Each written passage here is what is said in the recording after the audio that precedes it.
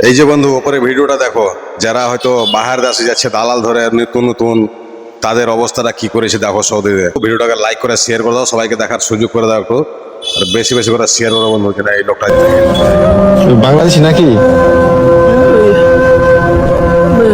আপনি এত রাত্রে বসে রয়েছেন? এই তো থাকার জায়গা নাই, থাকার জায়গা নাই। আজকে অনেক দিন হয়েছে বাইরে বাইরে ঘুরতেছি।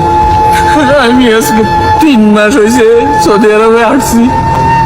দালালে আইনা আমার কাজও দেয় না, কিছু না। এক জায়গায় কাজও গেছি, 1 মাস হয়েছে কামের টাকাও দেয় না। এখন একজনের রুমে থাকতাম, খাইলাম, ভার করে দিছে ভাই। এতদিন আমি রিয়াতে ছিলাম, এখন চলে আইছি এখানে। আগামা টাকা আছে নাকি? আগামা দেয় নাই, দালালে বলছে 3 মাস পরে আগামা দিব। 3 মাস পার হয়ে গেছে, এখনো আগামা দিছিল। তো খাওয়া দাওয়া করছেন আছে?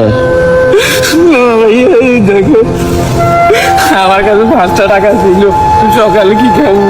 দেখেন কবুজ ভাইয়া, একটা কবুজ খাইছি, আর এই কটা কবুজ রাখছি, সব হয়ে গেছে গরুর মতো। তো আপনার এখানে আপনার কাইন্দেন না, আমরা এখানে আত্মীয় স্বজন না এখানে।